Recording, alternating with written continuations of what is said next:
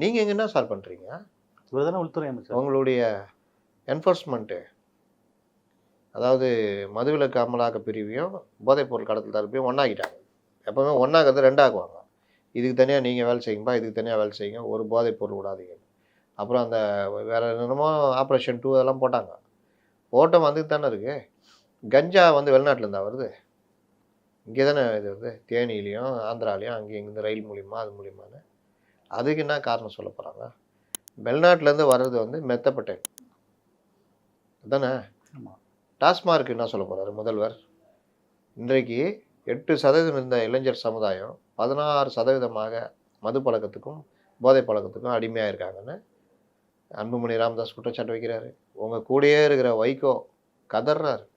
ஸ்கூல்லையும் இதுலேயும் கஞ்சா சாக்லேட்டு கூல்லிப்பு அது இதுன்னு இந்த இளைய சமுதாயமே சீரழிஞ்சு போய் கிடக்குதுன்னு உங்கள் கவர்மெண்ட் மேலே தானே குற்றச்சாட்டு வைக்கிறாரு. டெய்லி ஏதாவது ஒரு பிரச்சனை இந்த போதை பழக்கத்தினால குற்ற சம்பவங்கள் நடக்குது. இதுக்கு போய்ட்டு குஜராத்லேருந்து வருது, மகாராஷ்டிராலேருந்து புதுசாக கண்டுபிடிச்சிங்களா? அதான் தெரியுமே, அது ஊருக்கே தெரியுமே. வருது, தடுத்துக்கிட்டு இருக்கிறாங்க, கடலில் வச்சு பிடிக்கிறாங்க, பெரிய அளவில் பிடிக்கிறாங்க. நீங்கள் இங்கே உங்களுடைய இதை வச்சு என்ன பண்ணுறீங்க என்ற கேள்வி தானே இருக்குது. அதனால் இது ஒன்று, எந்த வகையில் வந்தாலும் பாஜகவை இங்கே நுழைய விட மாட்டோம். அப்புறம் எப்படி 11% வந்துச்சு?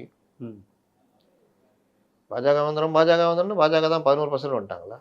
இந்த இப்போ இந்த இது நடந்தால் டபுள் டிஜிட்டில் வர போகிறாங்க. கண்டிப்பாக வரும். நாளைக்கு எம்பி சீட்டு வந்தால் 4-5 எம்பி ஜெயிக்க போகிறாங்க.